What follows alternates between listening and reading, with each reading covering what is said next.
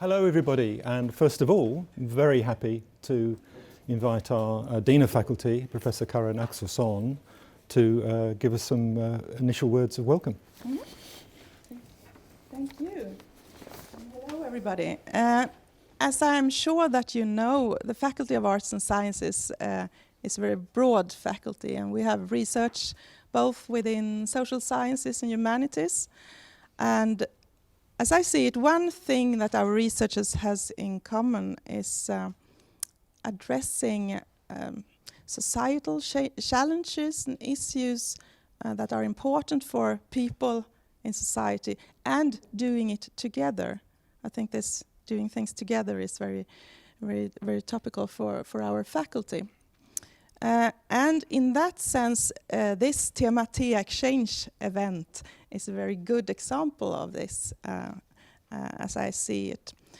Because by inviting different prominent visiting scholars to Linköping, the research reputation of Tema T, which is really, really strong when it comes to science and technology studies, is even further confirmed by these events, I think. So you should be very proud of having this tradition. And today, this year, it's the 5th time that these events are arranged, and to celebrate this anniversary, and a very special prominent and distinguished guest has been invited this year. And I'm very happy to welcome, on the behalf of the faculty, Professor Amade M'Charek from University of Amsterdam to Linköping and Tema T and this exchange event. Professor M'Charek will lead the conversation around a very intriguing and interesting topic this afternoon, namely, who are we? I guess that's an issue or a question that many of us have been struggling about. So I'm sure that this will be a very interesting afternoon, and I wish you all very welcome to this. Unfortunately, I won't be able to stay, but I really envy you who are. So thank you very much for having me here, and let's start the conversation, I guess. Thank you so much. Thank you.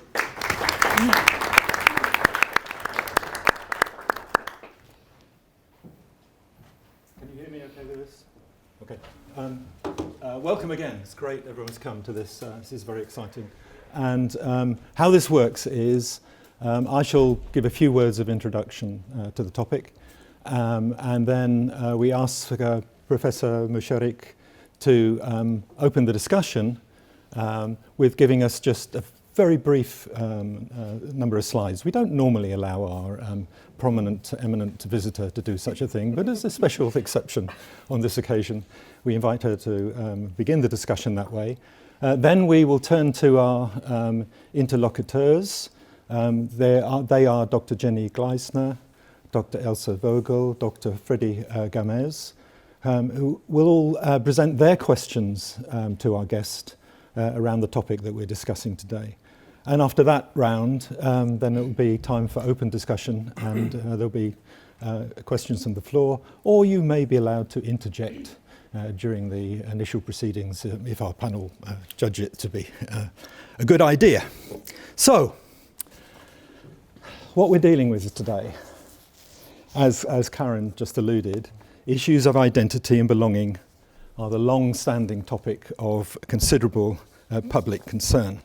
This is manifest in lots and lots of different kinds of ways, and just one popular manifestation of this interest is this extraordinary rise in things like genetic testing. And it was intriguing to me that genetic testing has now become such a big business.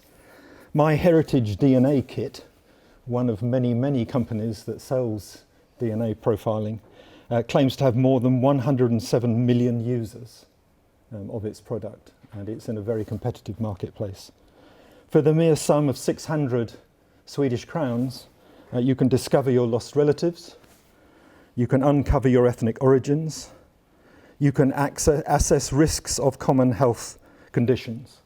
So the business of who are we is all about hidden, but now, thanks to all kinds of technologies and procedures, now discoverable things about oneself, about one's identity, and about one's being.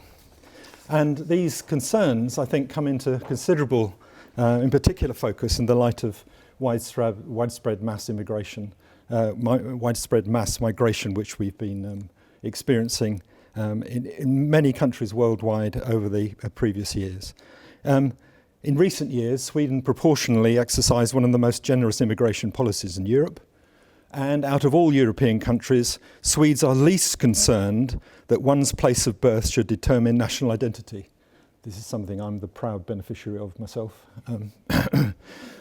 But of course, this view varies enormously according to political affiliation. I mean, that's by no means set. So we have these very difficult questions. Who belongs where? What specifically are the origins and status of those seeking asylum? How do we confirm the identities, the age and the origins of displaced people? In the light of mass flows of population, could we ever think of national identity as a useful marker of rights and entitlements? And what becomes clear is that answering those questions is incredibly difficult and very complex. There's very much interesting, difficult, complex practical work involved in identity construction. So the construction of identities, it is contingent, that is, it depends on the technologies and how they're used and who they're used by, but it's also relational, because in the very moment that you are claiming that one person belongs in one identity, you're also claiming that those not of that identity are different from that person and so on. So there's an interesting relationality about this. And given those kind of complexities, it looks like, and given the ongoing use of lots of different kinds of technologies, biomedicine, forensics, genetic markers, algorithms, statistical analyses, facial recognition technologies, and all the rest of it, we need to examine how those technologies and practices actually occur on the ground. There is perhaps no single answer to the question, who are we? In appreciating that identity and belonging are made rather than given, we instead need to ask a different question. How are we? How are we rather than just who are we? Now, who better to help us discuss these issues than our distinguished guest this time, Professor Amade M'Charek from University of Amsterdam. She works in science and technology and studies, anthropology of science and technology, post-colonial science studies, and her areas include the ways in which race is connected to forensic identification, genetics, physical anthropology, and archaeology. She's Professor of Anthropology of Science at the University of Amsterdam. She's the principal investigator of the ERC Consolidator Race Face ID project, and she's finalising projects on Dutchness in genes and genealogy, and sexuality and diversity in the making. We warmly welcome you to our exchange.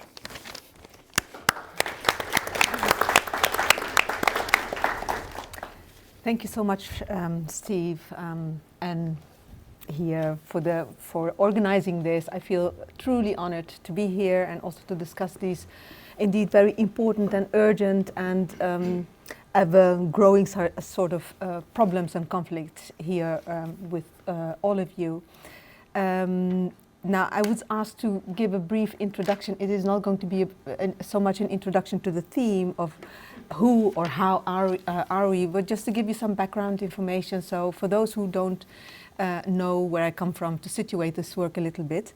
And then Steve mentioned this project that I'm currently, well, we're in the last phase of this project. It's called the Race Face ID project.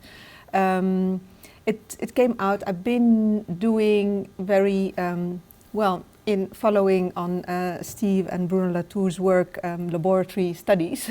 So that's actually how I started in my STS career, so to speak, doing these laboratory studies, working hands-on as Steve did in the lab to understand what genetic and genetic diversity has been about. And as it happened, this was one of the labs that I worked in and that taught me to do genetic research, was a forensic lab, and this is how I became interested in forensics, hence this ERC project here. Now, just quickly, genetics has been mentioned already by Steve.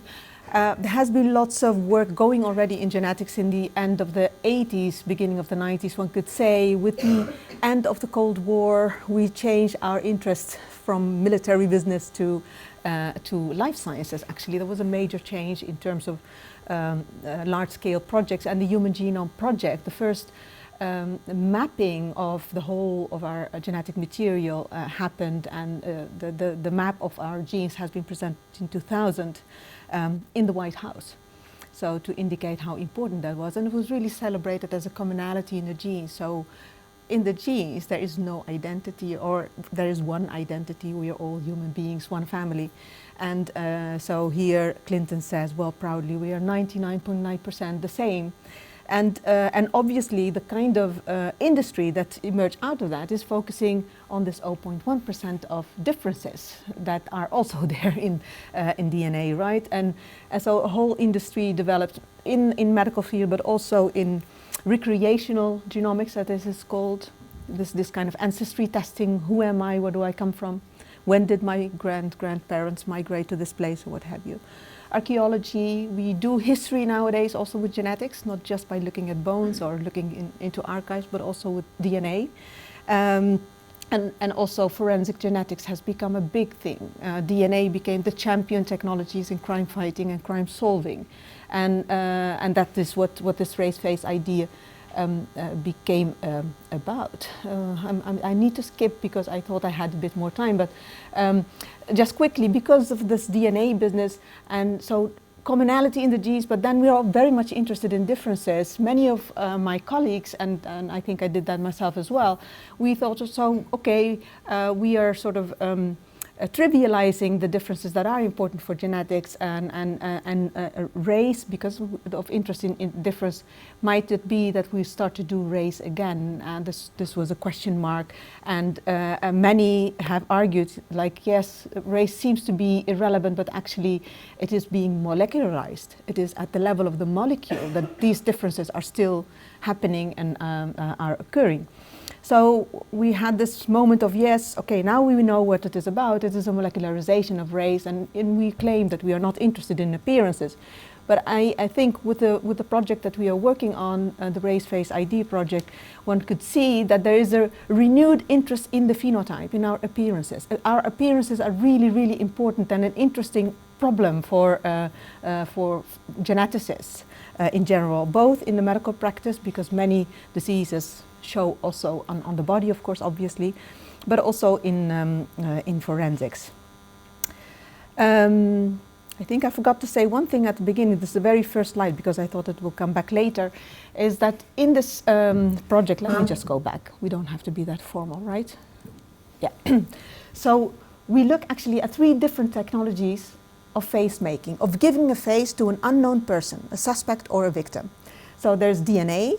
So how to go from DNA that is found at the crime scene, so either sperm cells or whatever traces of the possible suspect. We don't know who the suspect is. Can we go from the DNA to how the suspect might look like? The second technology is facial reconstruction. This is often, of course, an issue with deceased persons. And the third practice is forensic sketching based on eyewitness accounts. So you've seen a person that might be the perpetrator. And so the idea is that the face is very, very individual. You know, that's the ultimate individualizing sort of marker of us human beings. The face is very important in so many ways, and for many sciences, one could say. But you cannot actually individualize without doing the collective. So if you, for example, find the DNA, you'd have to situate this unknown person into a population.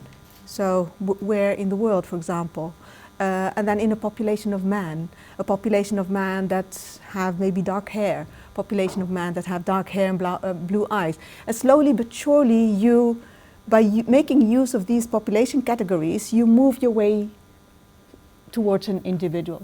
So you see that there is an important relation there between the population and the individual. And it is precisely that relation that we follow in these projects. And to understand when this relation becomes racialized.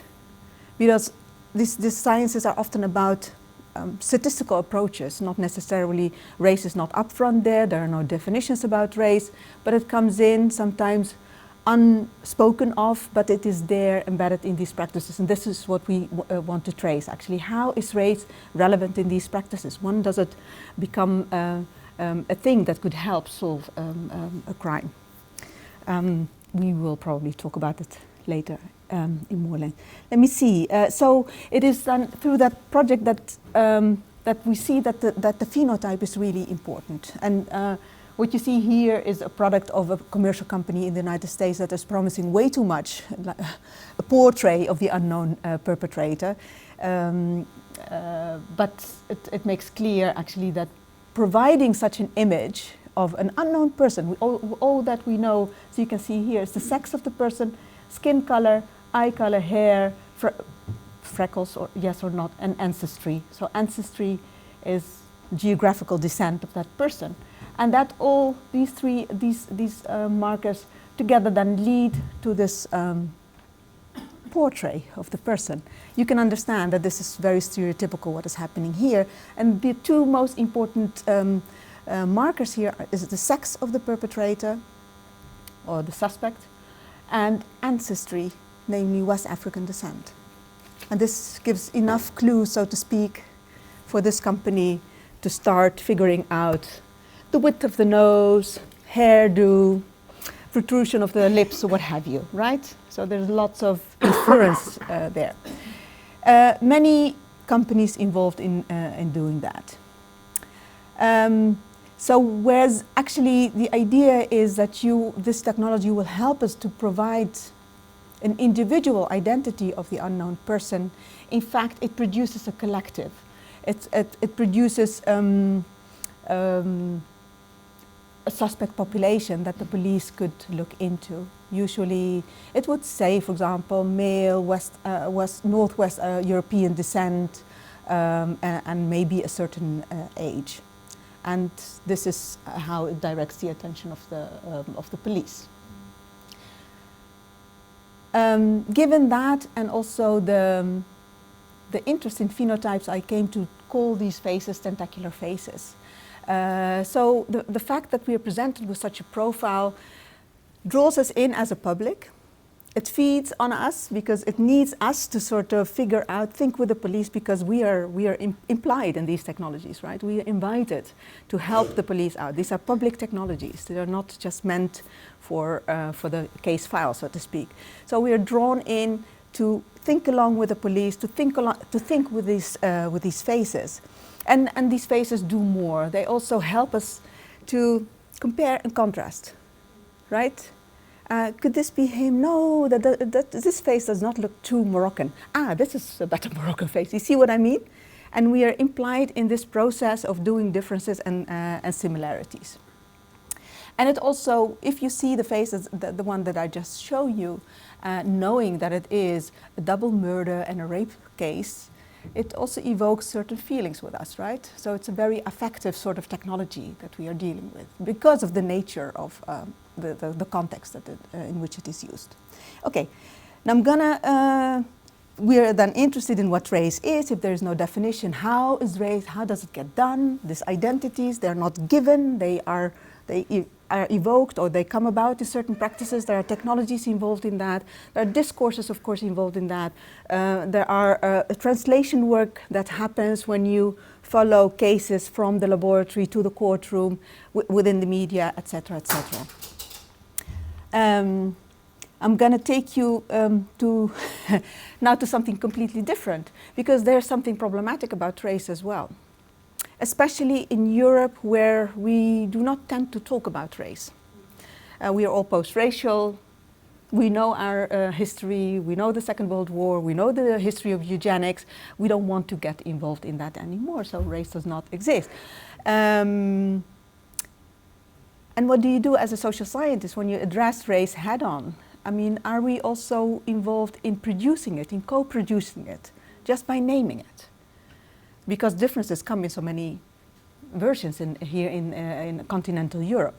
We talk about religion, we talk about language, we talk about ethnicity, we talk about accents, we talk about so many other difference-making technologies that might have a ring of race in it, but not quite. So we might be producing it ourselves. So this made me actually nervous in my project. And this is why I was looking for a counter case where the same technologies might be involved in doing something, say, good. I mean, they can be doing something good, of course, in forensic practice as well. I'm very much for solving criminal cases. But crime and race and face, it has a particular history. So I was sort of looking around medical practice, but then this happened in the height of what is called the refugee crisis, 2015. And people were dying en masse in the Mediterranean Sea. And I started to wonder, like, do we actually know who these people are? Is somebody interested in knowing their identity? And to my surprise, nobody was. Or very little people were interested, especially not politicians. So I started to look in that direction. So what kind of forensic technologies are being used to identify the victims that are dying in the Mediterranean Sea? And that took me to this project that is a lot about, it is about a lot. We discussed it this morning. It is obviously about what efforts are there to dignify the people that die, but because many people you will not be able to identify because you don't know where they come from. So even DNA cannot help you because you need reference databases. And if you don't know where to look for these reference databases, you have a problem. And then there are parts of the world where we don't have any reference databases of anyway. So that is another problem. So I started doing some work in Italy, but also more recently in the south of Tunisia. And I am just putting this up to make you aware that it will become part of the conversation, basically, that I'm also doing some work on migration, forensic identification of migrants, but also the whole post-colonial situation that is involved with migration and stopping migration. I'll stop there. Thank you very much. Okay. Jenny, would you like to start us off with your questions? Thank you. And as for the first question, I would like to return to the title of today, Who Are We? Of who are we? However, your work is more about the question, who are you, I think, and also identifying others. But even so, how would you go about answering this question, how are we, who are we, and also how have you interrogated or destabilized the we-they distinction in your work? Thank you. I think I very much agree and support how Steve ended the introduction, that it is really more about the how than the who. I mean, in line with feminist and post-colonial theory and with everything that we have been doing in science and technology studies, we try to move away. First, we start to decenter the subject of knowledge, but also we try to move away from the idea that identities inhere in certain entities, and to think about how identities come about in relational settings, in a relational mood, very, very Foucauldian, of course, also. And I think I mentioned that I started my work in laboratories, and precisely because I was afraid of that question of fixing identities.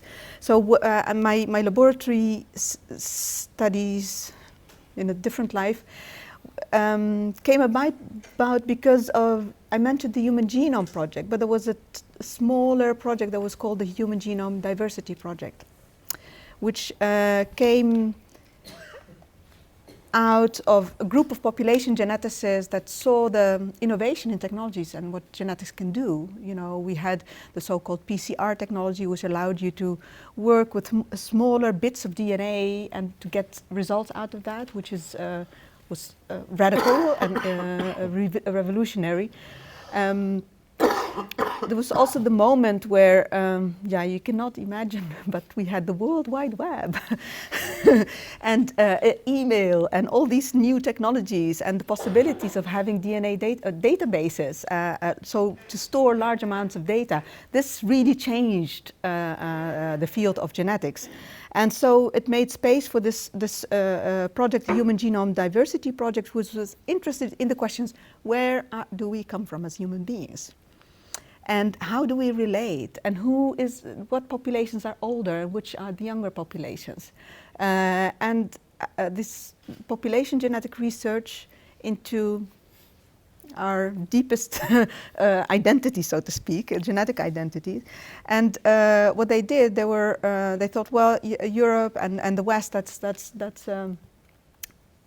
too mixed and too difficult actually to analyze. They needed isolated populations and indigenous people's DNA to be able to do this research. So they had a list of 500 people in the world that they wanted to collect DNA from, and based on that to sort of reconstruct our history. And of course, this was a very scary project, and it became controversial overnight. And I was extremely interested in this project and what will come about. And but because it was so controversial, I found it also a very difficult project. So it was really, can I look for a calm space where to look at it without all these voices and all this loudness about it? And this is how I ended up actually in the lab to start to figure out, so what is genetic diversity in the lab? What is it made of? And of course, the big surprise, which in the end is not such a surprise, is that it is not one thing. And that these identities in the lab, but also outside, are actually dependent on various technologies that you use. Which part of the DNA do you look at? Do you look at so-called maternal DNA that is inherited through the maternal line, or the paternal? Do you look at many parts of the DNA, or only smaller parts? And I was actually quite pleased with what I saw in the lab. And I thought, well, this is an interesting approach to diversity. Can we please implement it, for example, in the social sciences? And what this project really taught me, the diversity or the lab work in all its heterogeneity, and is that what we are, how we relate, is really one. It is a matter of practice and a matter of technologies that we want to mobilize for it. The other is it is not that fluid, because many of these practices are already sedimented practices. There is a lot of they're not ghosts. Many past practices have become inscribed in routines, in technologies, and keep on producing similar patterns. So there are two things at the same time. So there's a lot is contemporary practicalities, but a lot is also say hidden or not actively articulated in laboratory routines. And the same, of course, holds also for bureaucratic apparatuses, right? And so, yes, I think that would be an answer to your question somehow. Thank you. Elsa, would you like to? Of course, yeah. Yeah, no, I mean, what you just outlined, I think that's, this maybe diversifying the way we think about diversity is one of the contributions that your work has made in science and technology studies and in anthropology.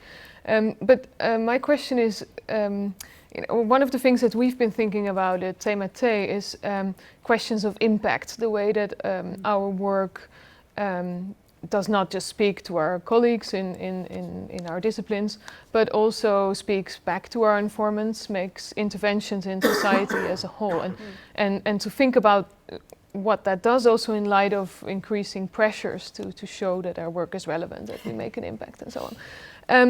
So my question is about, if you could elaborate on how you have tried to make perhaps interventions in different corners than in academia. I'm thinking of your informants, your geneticists, or forensic criminology, perhaps now in relation to the migration politics.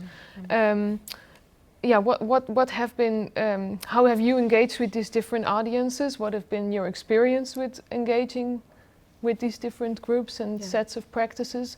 And perhaps, you know, because that's a very wide question, maybe if you could give an example maybe of a good experience and where it's been really difficult.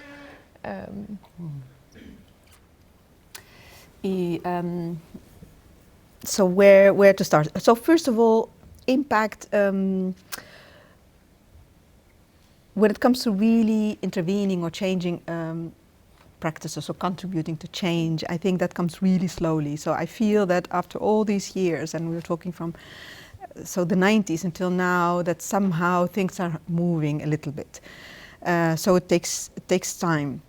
But of course you have an immediate impact the moment you work together with people, in my case then with geneticists. And I felt, but this might also be very not solipsistic, but particular, that if you take your interlocutors seriously, and I was really, I mean, I went there, can you please teach me what you do, because I'm interested and I want to know it well, not just by interviewing you or something like that. So that it really helps, and I started inviting them to the social sciences, even to gender studies institutes, which was really like an interesting experience. And so why don't you come and give a seminar about genetics and population genetics? So so it's an interaction. You have to enter into a serious conversation with one another. And I think slowly I feel that in the first lab, the forensic lab that I worked in Leiden, that the head of the laboratory, and we're still collaborating, he would invite me, I would invite him whenever, you know, there are so many moments where we act together, that he has listened to the kind of critique. We don't agree on everything, but obviously, and that's obvious, but I think he is interested and he listens to the kind of social science interventions that are possible. So this is a conversation that has taken place over several decades. Yes. So, yeah. And not so long ago, he was approached by the Ministry of Justice, and they were interested in the forensic market in the Netherlands. And he would call me up. I was at that time also in Tunisia. He would call me up and Amade, you know, I think you should do this research. And I indeed produced a report for the Ministry of Justice on the liberalization of the forensic market. That he shouldn't do that. And the minister listened. Well, that was actually an interesting moment of impact. I think what is so negative experiences, yes, I mean there's one in particular where there is a miscommunication that especially occurs when you are talking about race and racism to geneticists in relation to their work. You know, how to say that they are not racist, but they are contributing with their technology to racism that they themselves may not be engaged in, which is a very, very difficult thing already to communicate here, so to speak.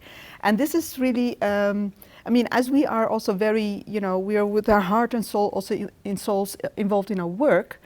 So there's a very fragile moment, right? And somebody attacks your work, and it feels like this person is attacking you. So yes, we published a paper, me and two colleagues, and that didn't go down well, and there was a conflict. And then a couple of years later, we again published something in a forensic science journal, and yes, that was a row, but it takes time, and then things can be repaired again. So that's also the good side of it. But yeah, and with this refugee project, it is there's close collaborations. Yes, yeah. Great. Yeah. But if I can just say, yes, please. Are there any frictions to do with your background and your engagement with the refugee project? Frictions. Somebody who has made it in another country. Are you perceived as unduly privileged in that moment?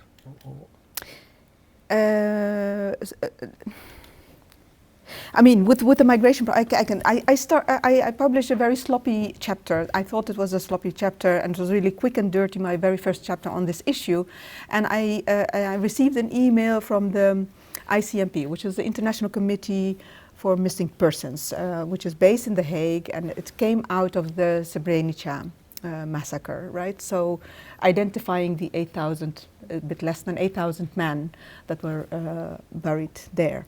And they were actually quite fond of what I was doing there. I was completely, how did they get the chapter? How did they see it? And they were, and so from that moment, I had a very easy access to them because they thought it was interesting what I had to say. Now, I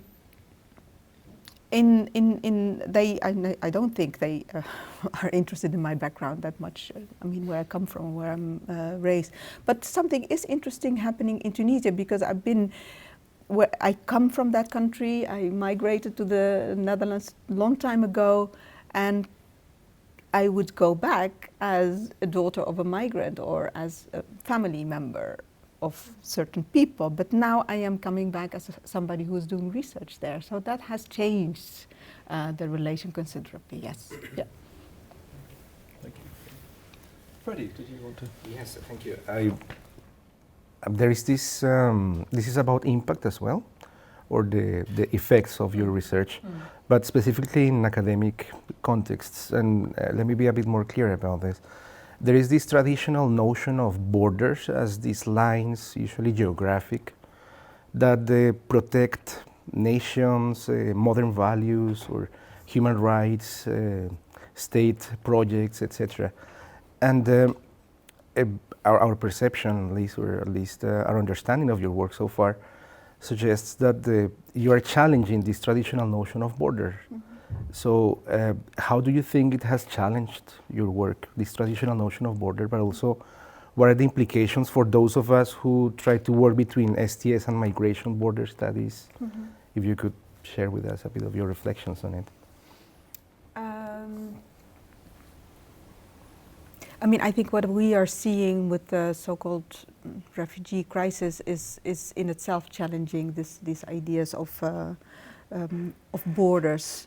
Many of the people that tried to come here came here because there was no way for them to fly to Europe with regular papers, say filing for a visa. And what does that mean? That is actually that Europe's borders are already elsewhere. So they do not end here in Europe. It's not that they knock on Europe's boundary and can you please let me in? Oh, you can't. Okay, I'll go back and I'll come swimming or take a boat. That's not how it happens. So they go to embassies and consuls in the country where they are, and this is where Europe already presents itself to them. So that is one way that these borders are being challenged. Second, if they manage to get a visa, for example, the current day the visa system is based on a biometric photo of the face, and it's also based on a fingerprint. So if you enter the European border at any moment of the day, you can be stopped and your fingerprint will enact the border of Europe there. Either the border is open for you or it is closed at that moment because you overstayed your visa and then you will be sent back. So this is another way that this border is being challenged, so to speak, or the Euclidean sort of relation of the border. And I think something that we discussed earlier this morning based on a paper, that the fact that people come to Europe, take the boats,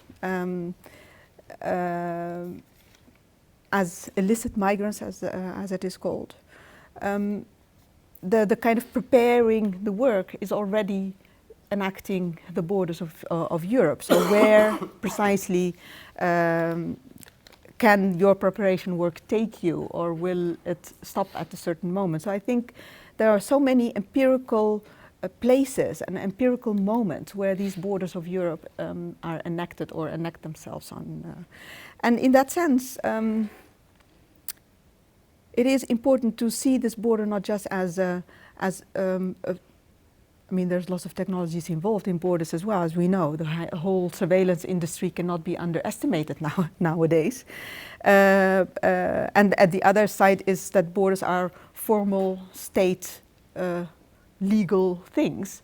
And of course what we as STS people bring is a very material, situational approach of how borders come about.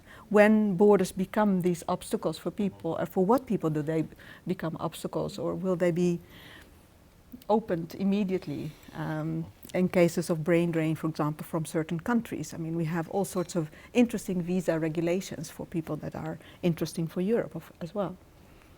So does that answer the question there? Yes. There is another question that is related to this aspect of your work as well. We have noticed that at least an important portion of your work is about those people that are trying to penetrate the border but die in the attempt of doing it. And there is this particular focus of your work in dead bodies and what happens around these dead bodies. So one question would be, how did you become interested in dead bodies? But also, as some of our participants today could be wondering, shouldn't we focus instead of the living ones that still have a chance to make it into the EU or beyond the EU borders, if there is such a thing as beyond the border? But yeah. So to tell you the truth, I mean, one thing is it came out of my forensics project. So, you know, interested in forensics of people who obviously have died, and not in the surveillance of people who are still alive and here in Europe, although they are the most surveilled people. So I thought it is, so in that sense that was important to me. The other thing, naive as I was, I mean, I thought it is much easier to work on the dead than to work with the living people, I must say. Not realizing that they are so connected. You know, the dead people do not speak back and tell you all these horrible stories that they have been through. And then, of course, you find yourself in a refugee shelter, and you're talking to one of these refugees, telling you how he just escaped from Libya to Tunisia, and that he just was on a boat that was pulled down by the Libyan Coast Guard. I think it was like 129 people, and most of them died. So he survived, and a couple more, and he lost his family and his children right there. So there you see where the stories of the living and the dead actually come together. And obviously, when you're working on identification of dead people, you cannot identify them with their relatives. So the stories of their relatives will come into the picture as well. And still, and that actually, I mean, I would have agreed with you. We need to pay more attention, of course, to the living, and fortunately, most of the attention goes there, and money and resources as well. But the dead are not just about themselves. Many of the living might be here, also in Europe, but also obviously in the place where people come from, and it is about them as well. So this interconnectedness between the living and the dead is something that I learned by doing the research, because before that I would also separate them out, so to speak, and I thought, as I said, convenient and easier topic. Yeah, I think it's also part of what your work shows is that dead bodies are not something existing in the empty space, but they are embedded in relations.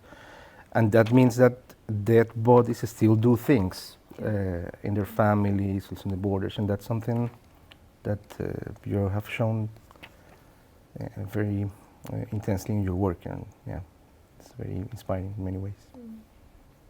I mean, I think so for us as Europe it is also important to take account of the dead, because maybe that is the most pointed way in which we come to realize what this so-called European border management regime is about.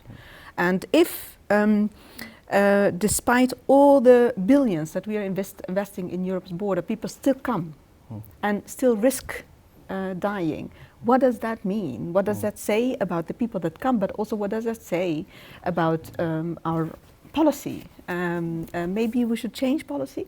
So I think there's a very, very strong argument in what the dead are telling us in that way. So that's one. The other is also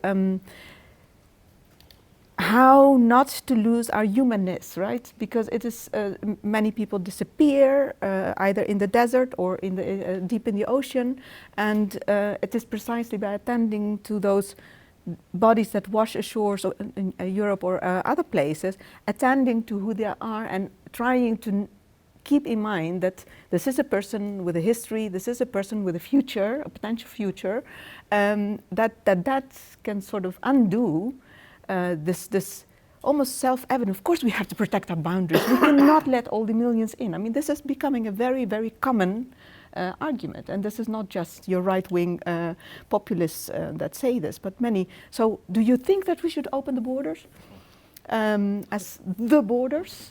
And this is mainstream talk, and I think, and of course you cannot just open the borders. You have to be, careful on how to do it, but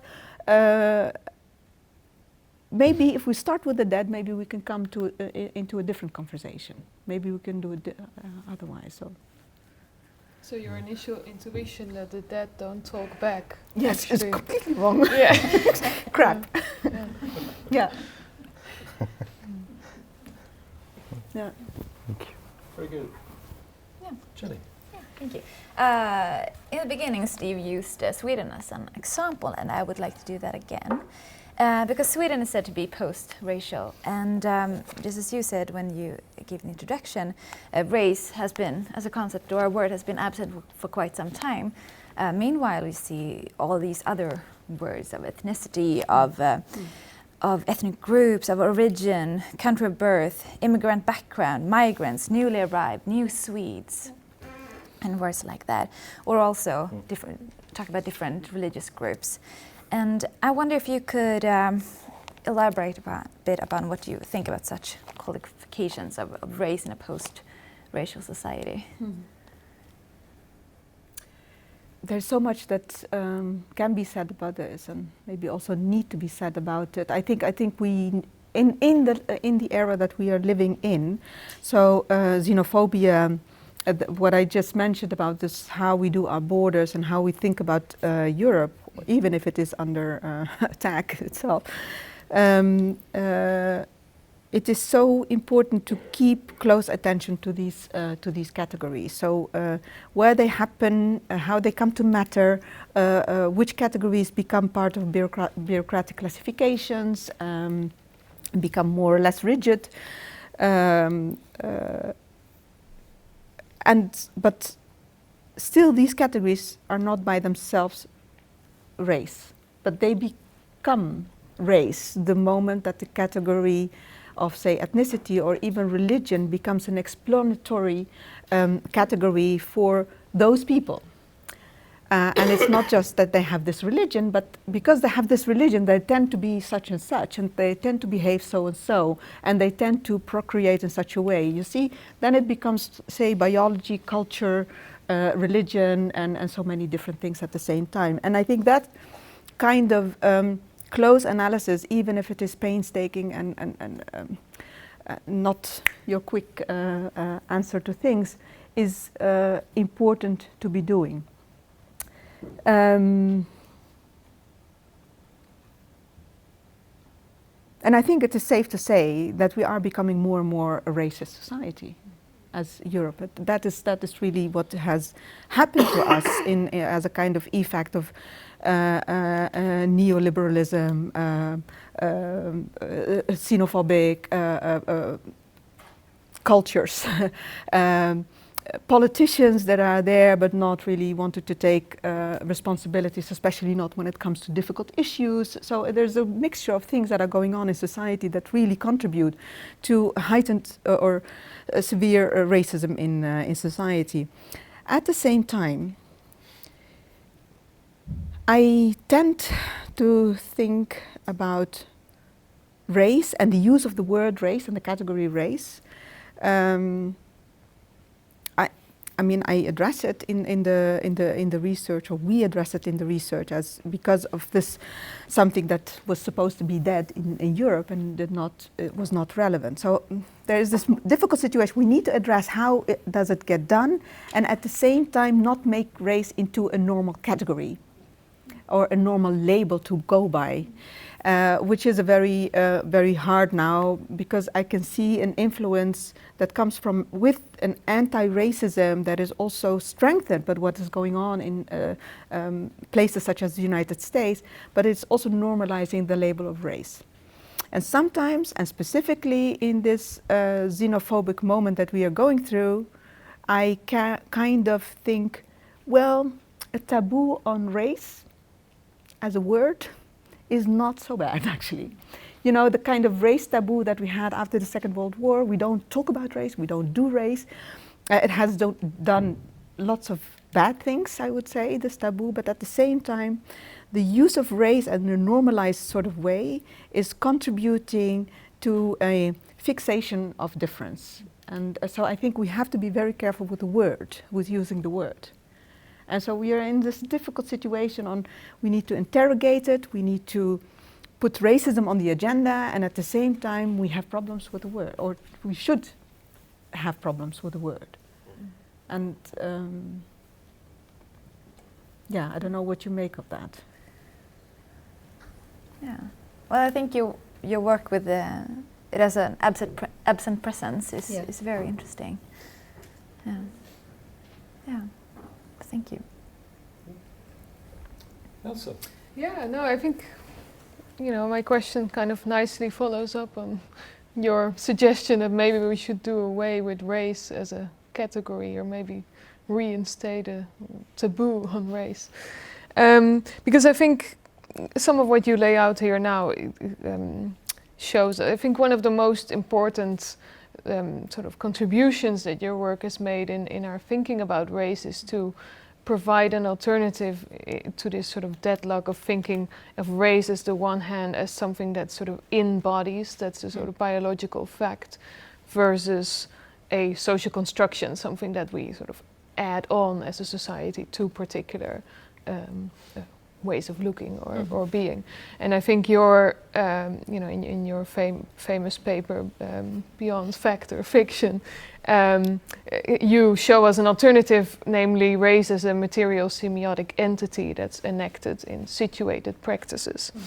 And that's also something that's enacted, so that done and redone. And I'd like to encourage you to talk a little bit more about the implications of that approach, and particularly in relation to what you just alluded to. So what kind of futures can we hope for in relation to race? How do you imagine those futures to look like, and what do you hope for? And so if it is true that race is always done and redone, can it also be undone? And what would that take? What would that look like?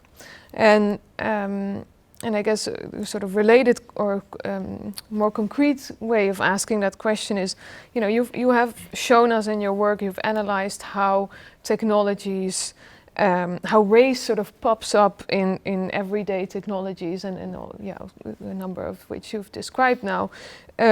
So, in your conversations with your informants that you've had over all these time, difficult conversations, I imagine, what would be your, what is your advice to people involved in developing new technologies of difference, and perhaps in how those technologies are used? How could your work sort of inform future design of such technologies and their future use, and in ways that they perhaps do not enact racial differences or contribute to racism in that way? It's a difficult question. Come on. Oh gosh, Elsa.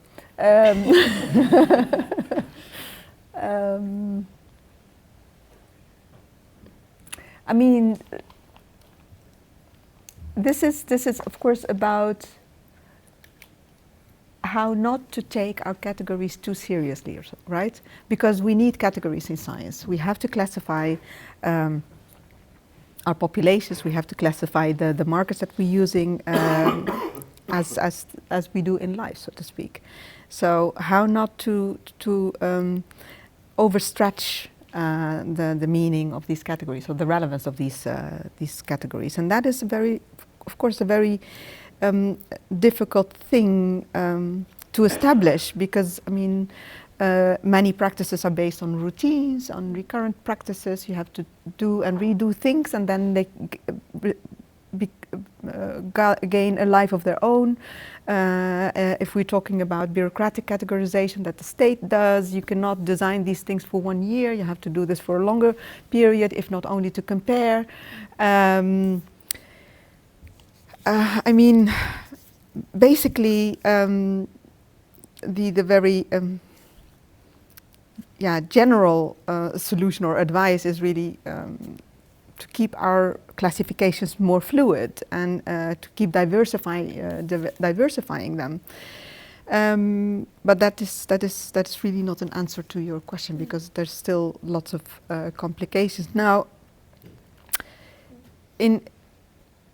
I am working on a paper that is quite difficult to do, because where I thought that lots of the miscommunication, but also of the political intensity of race, so to speak, have to do with the idea of, or the facts actually, that race is many different things. And I'm not speaking of the idea of multiplicity that Annemarie and others have addressed, or me too actually. Because if you look at the history of race and how it's been used, and also how it is currently used, you actually see 3 related but separated realities. On the one hand, race is being used as an object of research. So this is your physical anthropological typology of race, right? We are interested in racial types. So where do we fit you in? Are you the Caucasian, the Negroid, the what have you, right? So this is really doing race as an object that becomes explanatory in itself. We had in early days the multi-regional theory, the idea that modern humans emerge in different parts of the world. They're not related at all, they're different, and it was just luck that they look the same nowadays, or they belong to the same species. So this was a multi-regional theory. And then we had the out of Africa theory, one region, and we're all part of one human family. And out of that came these racial types. So there you have race as an object, which is different from race as a classification tool, which is a kind of statistical approach to differences that is really not interested in the object itself, but really in understanding the data. You collect lots of data. Think about physical anthropologists that traveled the world and found all these different people, and they started measuring and counting, and skin color and height and hair structure and feet and ears and fingers and all these data. What to make out of this data? And statistics was, of course, very important and interesting there. So you see a whole practice where race is really much more classification, and nowadays actually in genetics as well, than an object. It's not that you can say this will or that will happen to this particular group. So it's more the knowledge production side. And then there's another object that is called race, which is much more connected to evolution and evolutionary thinking, which is much more the, say, longue durée explanation of what we come to be. So I'm starting to think about race actually as 3 different realities that are often interrelated. So there's the object of race, there's the method or classification, and there's the theory. And they are not necessarily the same thing, but they are often commingled and interrelated in order to draw conclusions about certain practices. So that could be a way out of how to be more specific about what you are doing. Because also of the legacy of the data that is collected, because the data that has been collected in the 18th, 19th, 20th century is still there in laboratories, and it is still being used and reused, and even some so-called outdated data is now being reanalyzed with new technologies and in such a way that it can be made compatible with current day data in order to use it, right? So we're really interested in past knowledges and yeah. No, I think that's really important, right? That race is something that's done does not imply that then you can it's every moment it's a new chance to undo it, but that these sedimented categories, technologies,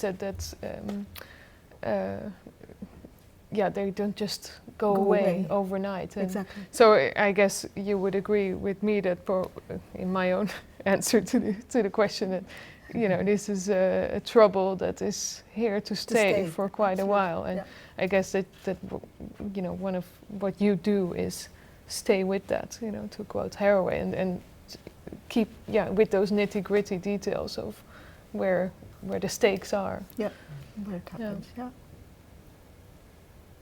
Very good. Well, it's time to open up, and does anyone like to start us off with a question to our panel or to Amade?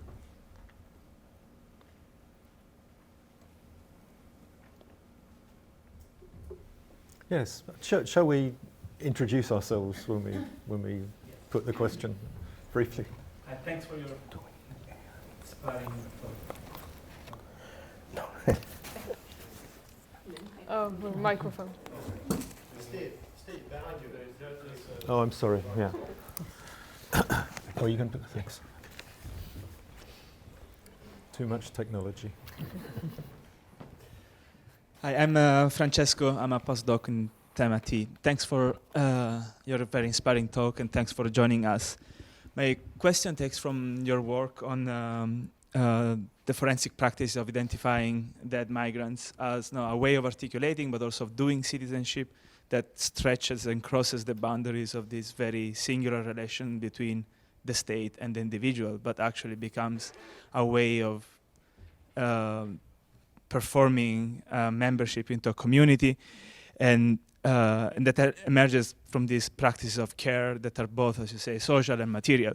And a few moments ago, you were pointing out on how Europe and its residents should or could react to this way of handling the refugee crisis. And with this in mind, I was wondering in what kind of relationship or what kind of citizenship practice do you see your work interpellating as academic, especially in this time that are very polarized, where our work could be scrutinized in ways we might not be used to.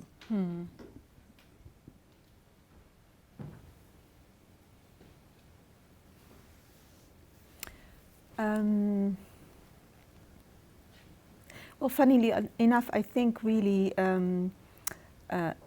demonstrating the various work of care for the dead might actually be a way out in this polarized world. So to show indeed how forensic scientists doing the painstaking work of dealing with bodies that are in very terrible states, very badly composed, in situations where there's no funding for the kind of work that they're doing, how they make do with all sorts of ordinary, everyday sort of objects in order to do their work. I think that is an important lesson, and also a way of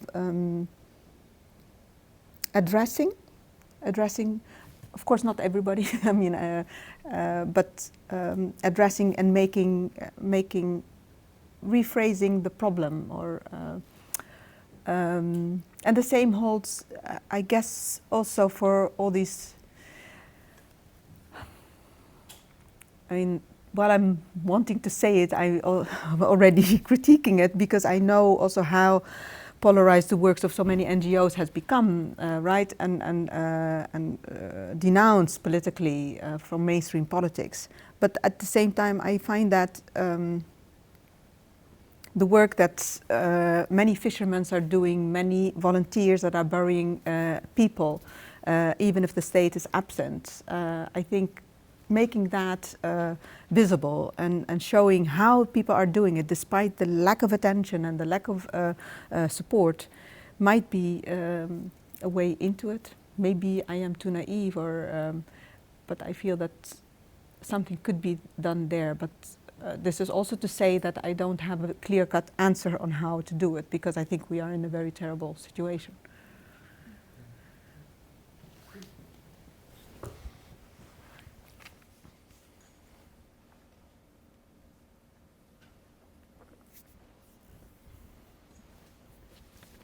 Microphone coming.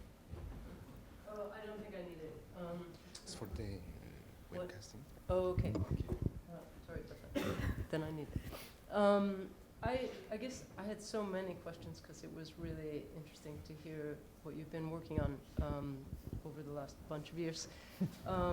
But I would just say one of the things that kept arising throughout this discussion among you was this question about this idea that we're a post-racial Europe, and as you know, because you know me, I'm American, but I also am Swedish, and and I have a very complicated relationship to the understanding of race, partly for that reason. So I guess I wondered, like, in your question earlier to Amade, you said, you know, well, how would we undo race? And I wonder, is that even something that we should aspire to do? Because the maintenance of differences, however we choose to describe them, is sometimes important strategically and politically in sort of other work that we do that's not necessarily forensic based, although it could also be important in forensic cases as well. So I'm just wondering, is that something that you combined there on the panel think is something we're trying to do? I mean, I think also this whole idea of post-identity, post-gender, post-race, post-whatever, I mean, most of the time I take that very tongue-in-cheek. I don't really take that to be an actual fact of what we are here. So I just wonder if you wanted to speak to that, because I was concerned about this as a goal. Elsa, would you like to respond to that? Well, I mean, I actually had it as one of the sub-questions, which should we hope for that? So I'm curious, because I see what you mean very well, and I agree that it's. I mean, perhaps my question will be, yes, we need to talk. We shouldn't be post-difference, or we should remain attentive to differences. But do we need race for that, or what would be? I don't know, but that would be my question. But I mean, yes, the same. I think it's important to have a tolerance for difference, but where I see risks is in the fixation of difference, or taking difference as explanatory factors, so to speak. So that is one. And the second, I still think, yes, a little bit of taboo on race is not that bad. And then race really, I mean, it is important that you mentioned your double national identities, right? Swedish, I think it's an interesting combination, Swedish and in this, with reference to race, Swedish and American, because and the UK would do it as well, actually. The racial category in the census, but also race as a word is much more common, whereas, if you would say race in Dutch or in German, you get the shivers. Ross, are you really Rasse? That's big. That's and it immediately mobilizes. It is no longer about the phenomena. It mobilizes this history, and it is therefore that I find it a word that needs a little bit more care, and where we have to think, I don't like it when my students in my class on race and its history start to identify under the umbrella of race. I'm a different race. I think, no, you're not. That's the topic that we're discussing here. Yeah. So it's a bit ambivalent. Yeah. It always has a history, right? Also, just like it mobilizes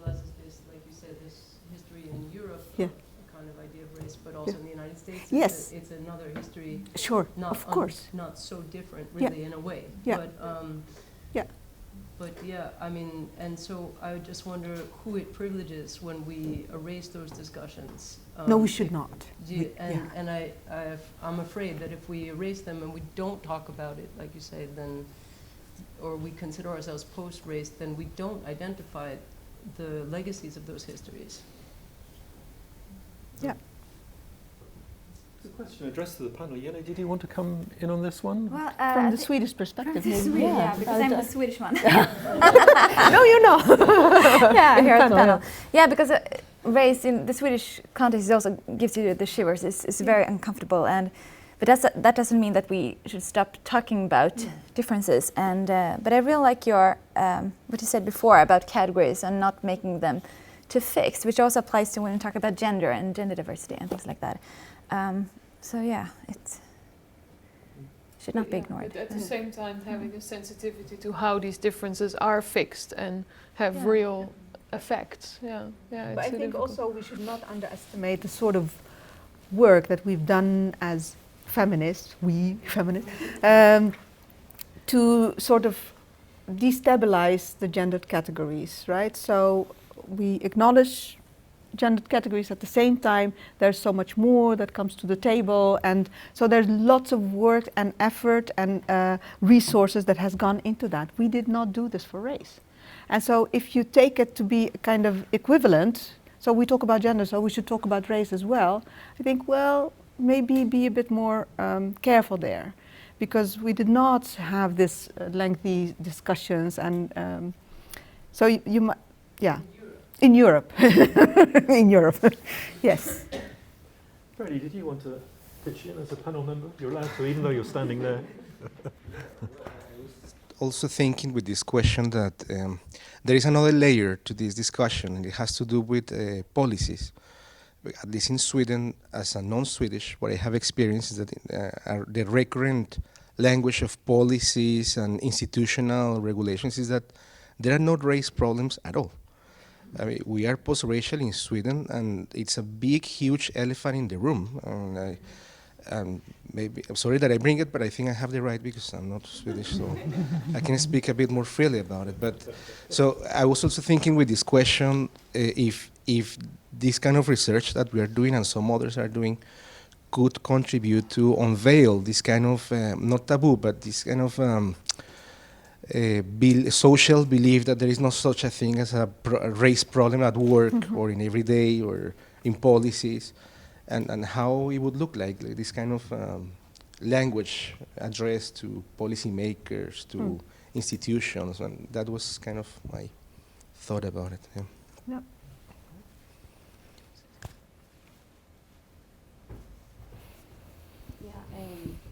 I will follow up from on this discussion on race. Personally, what gives me the creeps is who makes these classifications as well. Like when you were talking about the forensics needed this DNA from indigenous people to collect them, to understand where we come from and how different racial categories exist in the world.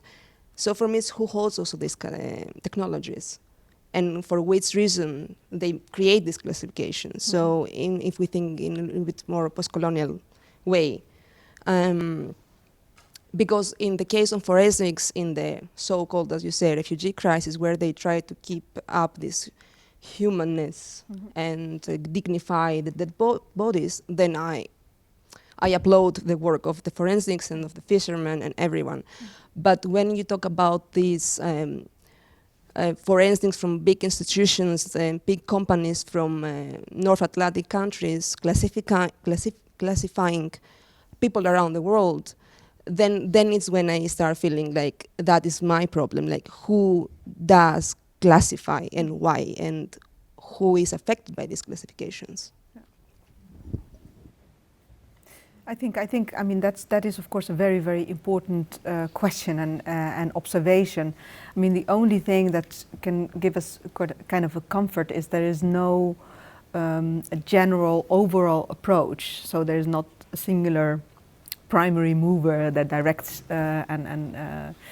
orders, so to speak. So it happens in often in very sloppy ways.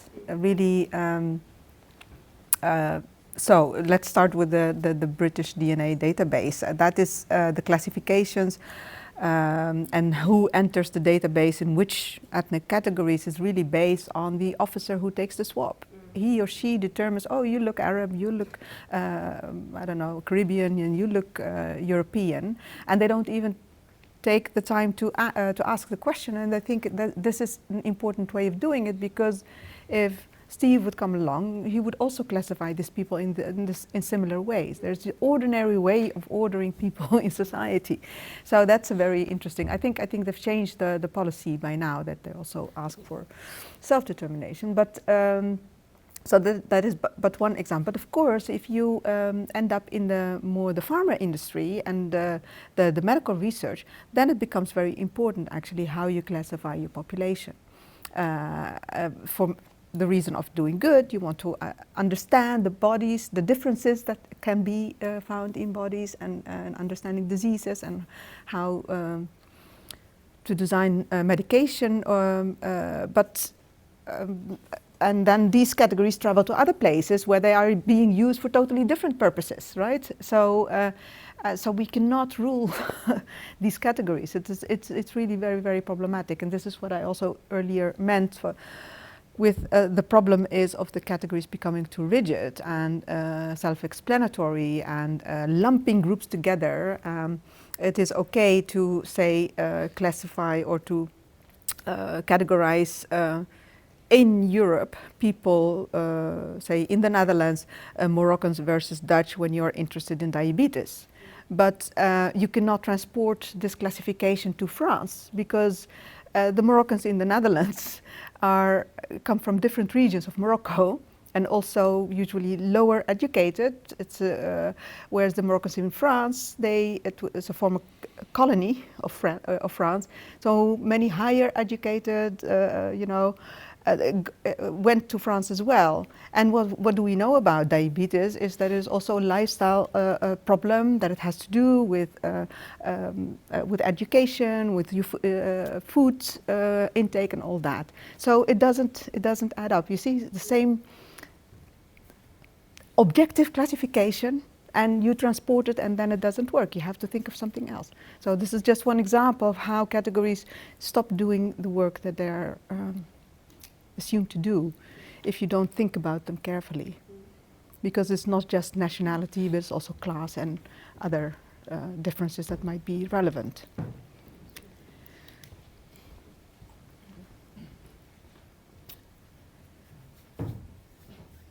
Yeah, no, I just had a little comment, a little example from my work on that, but then also a question, because I work with medical practices, surveillance practices in particular, who are quite interested in looking at a biomarker called CD4, which is supposed to give an idea of how strong or healthy your immune system is. So there's an interest in sort of seeing which areas of the world have different CD4 levels, so that the migrant population can be sort of understood better. I'm wondering, so when you work with people who are doing these kinds of practices and are trying to sort of solidify these categories even further, how do you get across this kind of concern that you have for the racialization, but then at the same time trying to keep this very productive collaboration that you've seemed to have done very well? Like, how do you introduce the problem but still keep open the productivity of the relation that you can have with them? Mm-hmm. I'm just wondering if you could say something about that. Yeah, it's coming to think of it, it is actually harder in forensics than in medical practice.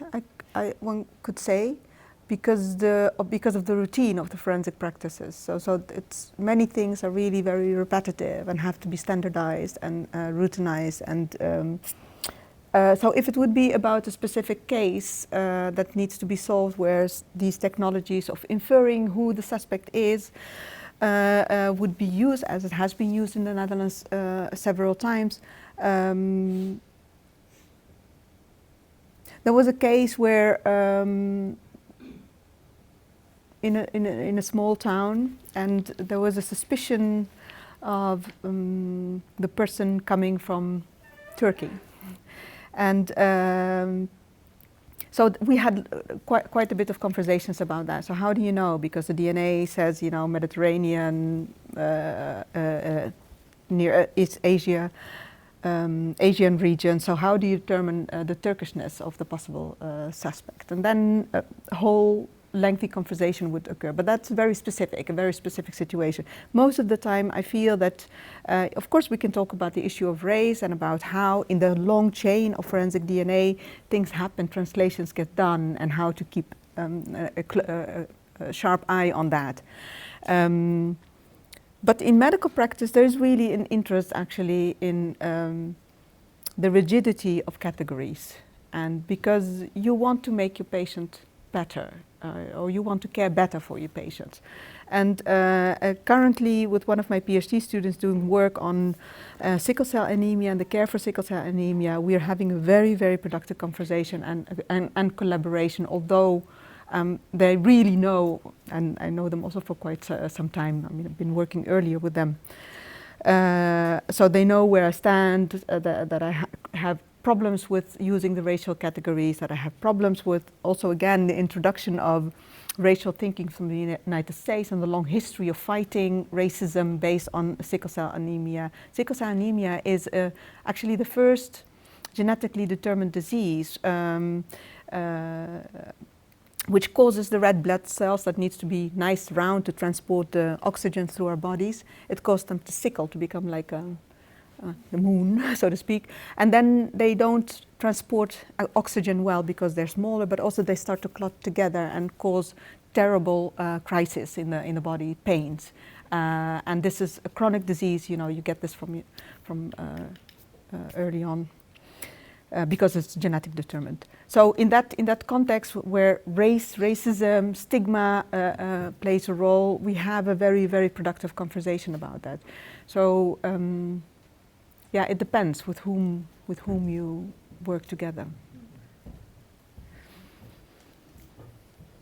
But then I guess in your work, I mean, you are also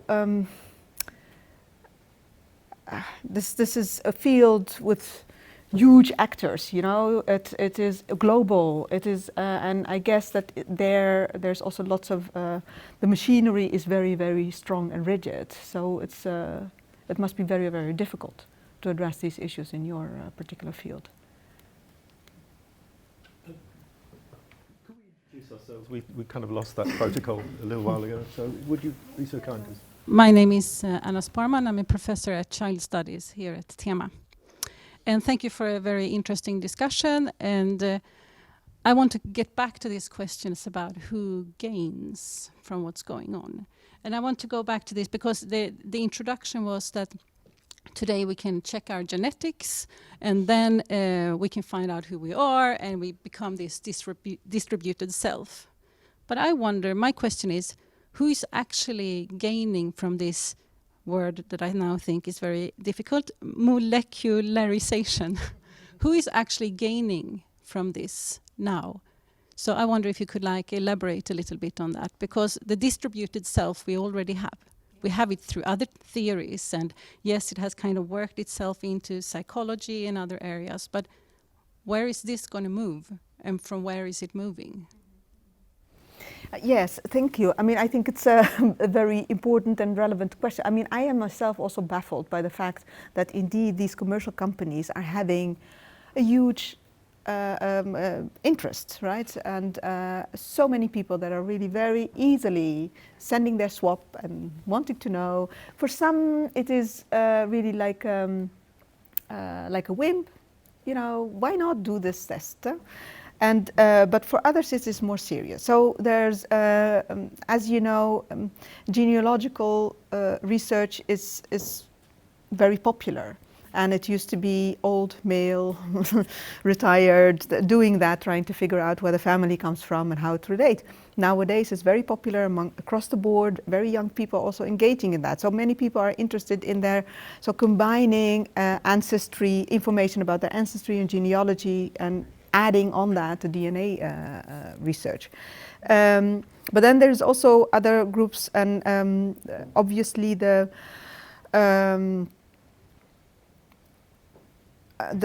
descendant of slaves, whose genealogy is a very, very problematic, painful history, because you know, inevitably there will be a break, and DNA provides a way of relating to a past that could not exist, and that is sometimes inaccessible.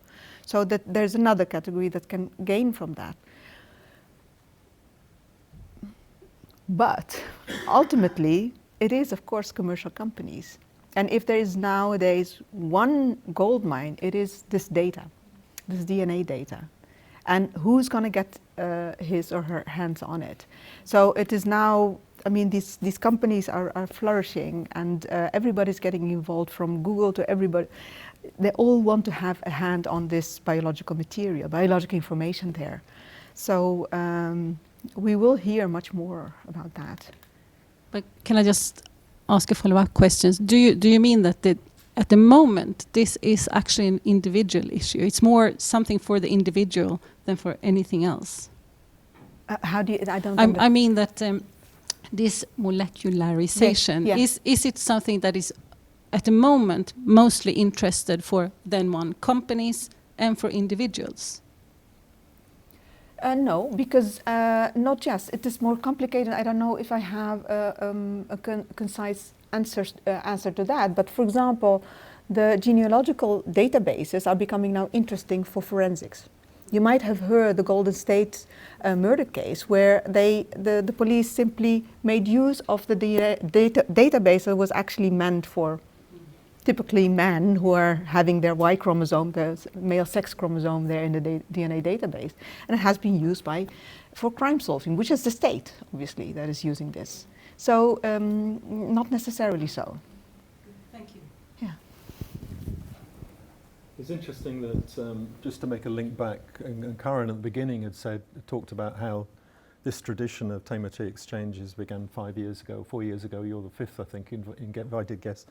But our first invited guest insisted on talking about his experience with recreational genetics. And it was quite hard to move him off the topic. And it didn't seem to link to any issue in science and technology studies at all. And it wasn't until afterwards that he revealed to me that he was working really hard to do anything he could to prove that he wasn't German. So, and it's kind of, it's sort of recreational, but I imagine there was some, family history which made this extremely important. Yeah.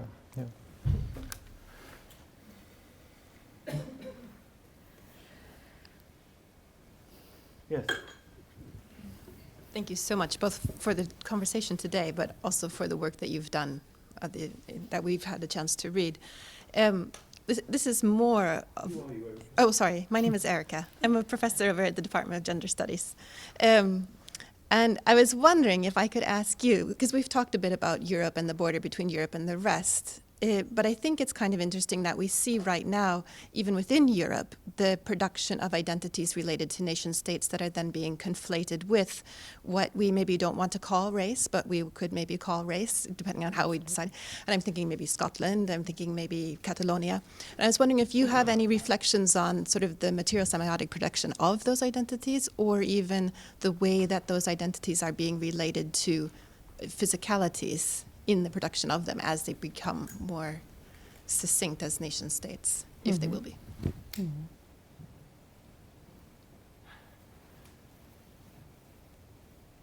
I mean, of course, I have an experience with my Dutchness project with that, and I've written a little bit on this in that fact fiction paper that you mentioned earlier, right? So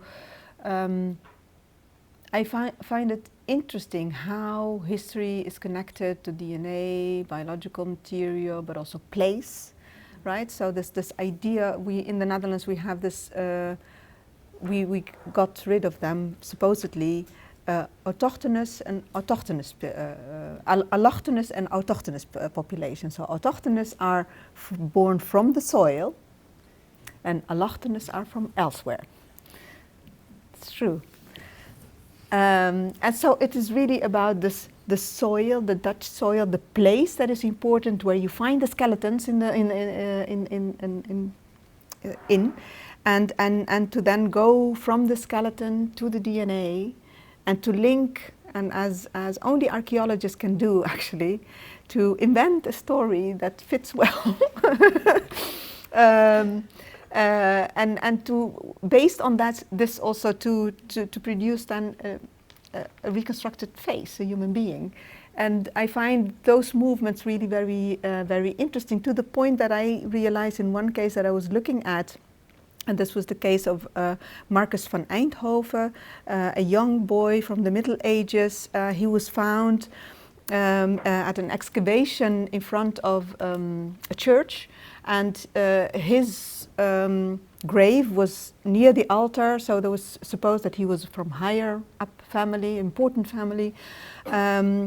Marcus is from the Middle Ages. This is important. His DNA was studied and was probably Mediterranean. His face was reconstructed, and there was also research on his teeth, and they were a bit ragged, and they thought, well, he might have died early because of an illness. So probably, yeah. And then you get the reconstruction of his face, and he is this very healthy looking young man, white, with sort of blonde reddish hair, blue eyes, your optima forma white Dutch boy. And then in conversation, so why is it not even in the conversation, also written about, but also in the conversation, so why this color and everything, given the DNA, and comes in the history of the Netherlands of the Spanish War, which is in 15 something, so which comes later. The question, why the Mediterranean DNA? That could be some kind of Spanish effect on it, but the Spanish come only a couple of 100 years later. You see what I mean? So this kind of, and then you have this Marcus. He becomes the famous citizen of Eindhoven. But by connecting him to this very important war in the Netherlands, the Spanish invasion, everything, and the birth of the Netherlands as we kind of know it, makes him into a national hero, right? So he becomes this figure that is really about the national identity of the Netherlands, a white boy, not a sick but a healthy-looking boy, Mediterranean sort of ancestry, but still blue-eyed and white skin and all that, and this is one such example. And with this ancestry and facial reconstruction, I think the face of the British was one of these this project as well, that is really trying to fixate ancestry. And then the Shadow Man comes, and then that's a big problem.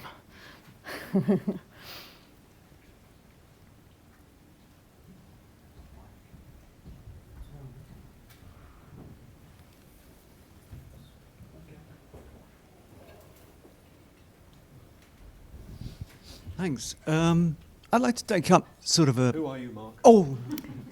My name's Mark Elam, from Gothenburg University, sociology, and from Tema T as well, which I'm very glad to be back after many years.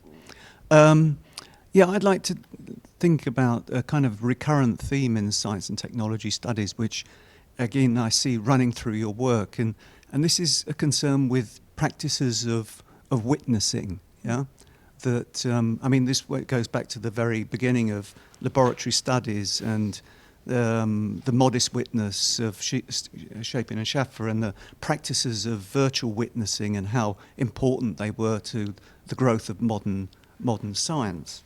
And of course, these practices of witnessing, they also drew on theological and judicial traditions of the witness within those fields as well. Mm. And of course that's been a source of inspiration to leading to concerns with forensic science and witnessing in modern legal contexts and DNR technologies, etc.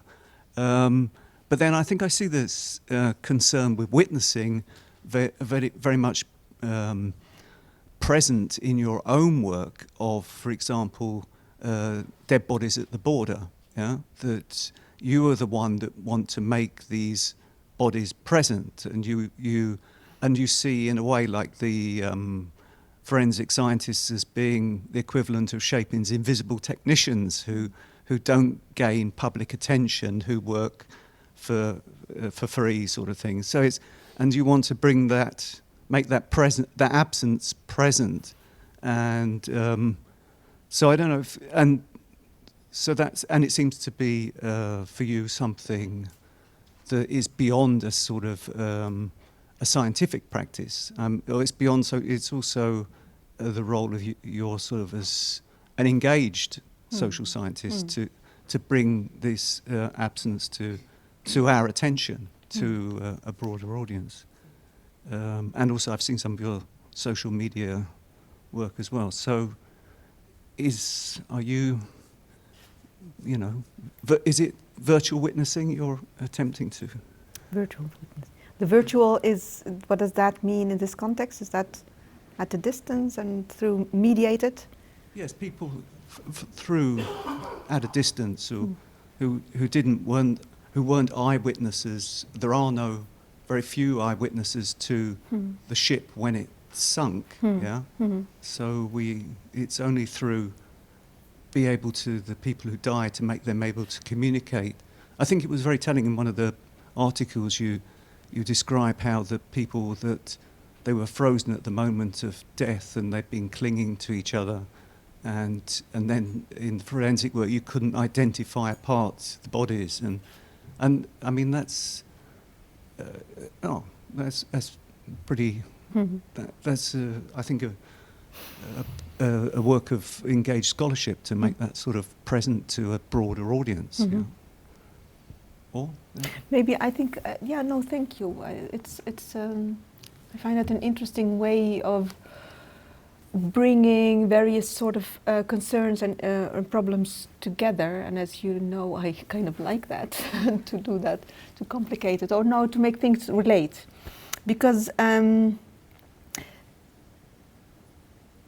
you know, you cannot just be a witness. You have to learn how to witness a situation. You have to sort of develop a taste for difference and to understand.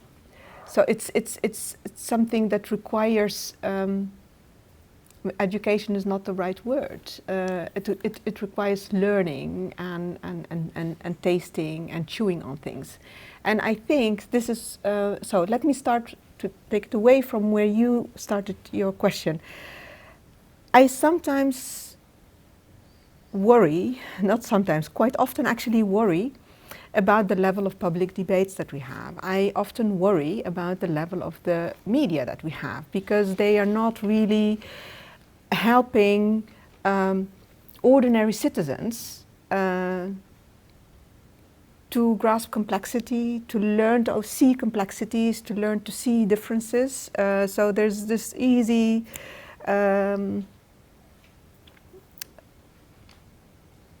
digestible, sort of consumer-oriented media that we are having nowadays.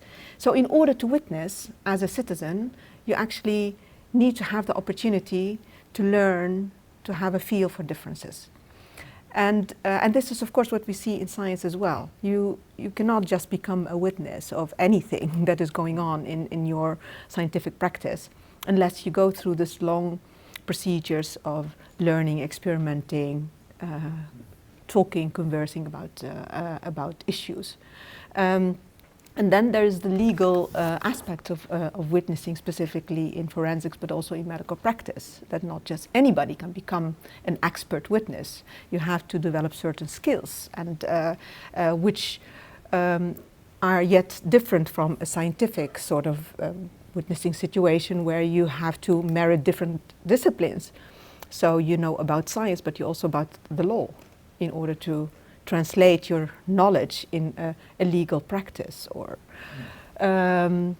so different modes of witnessing, but they all require a taste for difference, developing a taste for difference. And I think that this is indeed part of the the political work that we can do as scholars, right? So how can we develop a kind of language that can contribute to us indeed becoming a witness of our time, of what is happening? So it is in this way that I find your remark and also choice for this concept of witness and witnessing important, and that it connects various fields together. It's just that thing with witnessing, that there's the combined meaning that the witness is somebody who sees, the witness is the testimony, and I think there's a third meaning as well, which escapes me at the moment, but it's a very complex activity or complex notion. Yeah. Good. Well, this has been absolutely terrific, and I know that some people have got to leave quite promptly on the hour, so I'd like to wrap up with some thanks. And there's a lot of people to thank have been very, very important in this event. I'd like to thank the support people, Suzanne and Per and Lotte and Eva and Josephine. Thank you to our audience, of course, but thank you especially to Elsa and Jenny and where is he? There he is, Freddie, the roving Freddie. But of course, most of all, thanks for brilliantly stimulating this whole discussion and answering our questions. Amade, thank you so much. Thank you.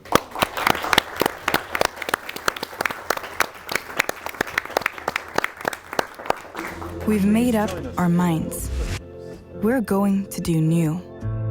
Do something else. Do more. Do the impossible. Do better. Do good. Do big. Do small. Do it wrong. Do it again. Do it ourselves. Do it together. Do what no one else has done. Do what will become big. Do the same. Do different. Do everything. Do something. Do new.